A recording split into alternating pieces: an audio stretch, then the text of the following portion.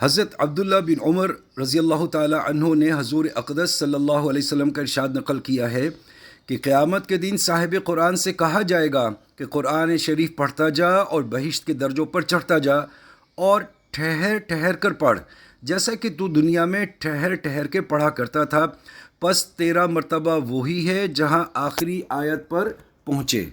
صاحب القرآن سے بظاہر مراد حافظ مراد ہے، اور ملا علی قاری رحمۃ اللہ علیہ نے بڑی تفصیل سے اس کو واضح کیا ہے۔ یہ فضیلت حافظ ہی کے لیے ہے، ناظرہ خاں اس میں داخل نہیں۔ اول اس وجہ سے کہ صاحب قرآن کا لفظ بھی اس طرح مشیر ہے، دوسرے اس وجہ سے ہے کہ مسند احمد کی روایت میں ہے، یہاں تک کہ پڑھے جو کچھ قرآن شریف اس کے ساتھ ہے۔ یہ لفظ اس امر میں زیادہ ظاہر ہے کہ اس سے حافظ مراد ہے، اگرچہ محتمل وہ ناظرہ خاں بھی ہو جو کہ قرآن شریف بہت کثرت کے ساتھ پڑھتا ہو۔ مرقات میں لکھا ہے وہ پڑھنے والا مراد نہیں جس کو قرآن لعنت کرتا ہو۔ یہ اس حدیث کی طرف اشارہ ہے کہ بہت سے قرآن پڑھنے والے ایسے ہیں کہ وہ قرآن کو پڑھتے ہیں اور قرآن ان کو لعنت کرتا ہے۔ اس لیے اگر کسی شخص کے عقائد وغیرہ درست نہ ہوں تو قرآن شریف پڑھنے سے اس کی مقبولیت پر استدلال نہیں ہو سکتا۔ خوارج کے بارے میں بکثرت اس قسم کی احادیث وارد ہوئی ہیں۔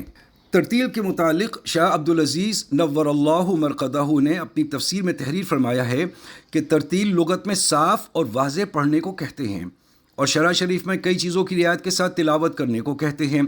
اول حرفوں کو صحیح نکالنا، یعنی اپنے مخرج سے پڑھنا تاکہ تو کی جگہ تا اور ضاد کی جگہ ضو نہ نکلے۔ دوسرے وقوف کی جگہ پر اچھی طرح سے ٹھہرنا تاکہ وصل اور قطع کلام کا بے محل نہ ہو جاوے۔ تیسری حرکتوں میں اشباع کرنا، یعنی زیر زبر پیش کو اچھی طرح سے ظاہر کرنا۔ چوتھے آواز کو تھوڑا سا بلند کرنا تاکہ قرآن پاک کے الفاظ زبان سے نکل کر کانوں تک پہنچیں اور وہاں سے دل پر اثر کریں۔ پانچویں آواز کو اس طرح سے درست کرنا کہ اس میں درد پیدا ہو جاوے اور دل پر جلدی اثر کرے، کہ درد والی آواز جلدی دل پر اثر کرتی ہے اور اس سے روح کو قوت اور تاثر زیادہ ہوتا ہے۔ اس وجہ سے اطباء نے کہا ہے کہ جس دوا کا اثر دل پر پہنچانا ہو اس کو خوشبو میں ملا کر دیا جائے کہ دل اس کو جلدی کھینچتا ہے۔ جس دوا کا اثر جگر میں پہنچانا ہو تو اس کو شیرینی میں ملایا جائے کہ جگر مٹھائی کا جاذب ہے۔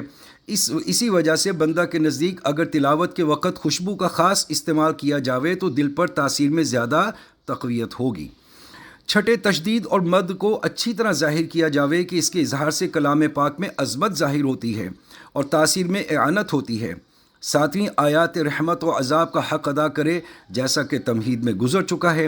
یہ 7 چیزیں ہیں جن کی رعایت ترتیل کہلاتی ہے، اور مقصود ان سب میں سے ایک ہے، یعنی کلام پاک کا فہم اور تدبر۔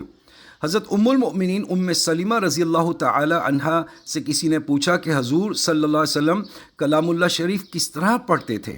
انہوں نے کہا سب حرکتوں کو بڑھاتے تھے، یعنی زیر زبر وغیرہ کو پورا نکالتے تھے، اور ایک ایک حرف الگ الگ ظاہر ہوتا تھا۔ ترتیل سے تلاوت مستحب ہے اگرچہ معنی نہ سمجھتا ہو۔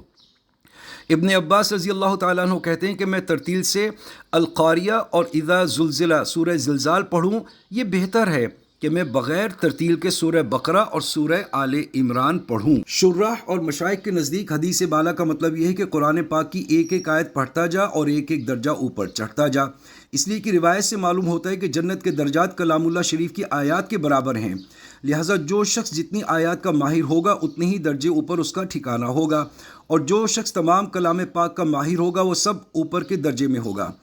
ملا علی قاری رحمۃ اللہ علیہ نے لکھا ہے کہ حدیث میں وارد ہے کہ قرآن پڑھنے والے سے اوپر کوئی درجہ نہیں، پس قراء آیات کے بقدر ترقی کریں گے۔ اور علامہ دانی رحمۃ اللہ علیہ سے اہل فن کا اس پر اتفاق نقل کیا گیا ہے کہ قرآن شریف کی آیات 6000 ہیں، لیکن اس کے بعد کی مقدار یعنی تعداد میں اختلاف ہے۔ شرح احیاء میں لکھا ہے کہ ہر آیت ایک درجہ ہے جنت میں، پس قاری سے کہا جاوے گا کہ جنت کے درجات پر اپنی تلاوت کے بقدر چڑھتے جاؤ۔ جو شخص قرآن پاک تمام پورا کر لے وہ جنت کے اعلیٰ درجے پر پہنچے گا، اور جو شخص کچھ حصہ پڑھا ہوا ہوگا وہ اس کے بقدر درجات پر پہنچے گا۔ بالجملہ منتہائی ترقی منتہائی قرات ہوگی۔ بندہ کے نزدیک حدیث بالا کا مطلب کچھ اور معلوم ہوتا ہے، اگر درست ہو تو حق تعالی شانہ کی اعانت سے ہے، اور اگر غلط ہو تو میری اپنی تقصیر سے ہے، اللہ اور اس کے رسول اس سے بری ہیں۔ حاصل اس کا یہ مطلب ہے کہ حدیث بالا سے درجات کی وہ ترقی مراد نہیں جو آیات کے لحاظ سے فی آیت ایک درجہ ہے، اس لیے کہ اس میں ترقی میں ترتیل سے پڑھنے نہ پڑھنے کو بظاہر کوئی تعلق معلوم نہیں ہوتا۔ جب ایک آیت پڑھی جائے تو ایک درجے کی ترقی ہوگی۔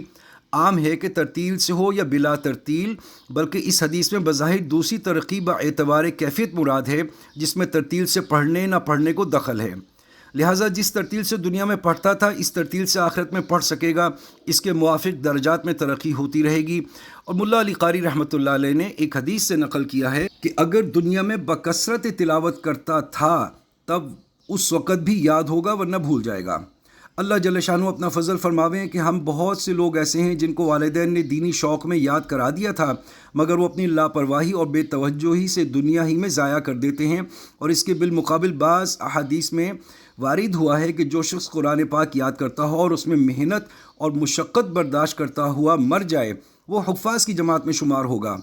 حق تعالیٰ کے ہاں عطا میں کوئی کمی نہیں، کوئی لینے والا ہو۔ اس کے الفاظ تو ہیں عام شہیدی سب پر، تجھ سے کیا ضد تھی اگر تو کسی قابل ہوتا۔